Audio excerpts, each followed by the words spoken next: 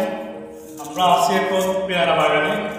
আপনারা পিছনে দেখতে পাচ্ছেন প্রত্যেকটা পেয়ারাতে ফলি দেওয়া আছে যাতে করে পোকামাকড়ে না ধরে। আর বিশাল একটা পেয়ারা বাগান। অনেকদিন পর্যন্ত আমি এই রাস্তা দিয়ে যাওয়ার সময় পেয়ারা বাগানটা দেখি আমার নজরে পড়ে, তো সময় পাই না। এখন সময় পাইছি, আপনাদেরকে দেখানোর জন্য চেষ্টা করব। আপনারা যারা সবসময় ভিডিওগুলো দেখেন আমার, আপনারা সঙ্গে থাকুন।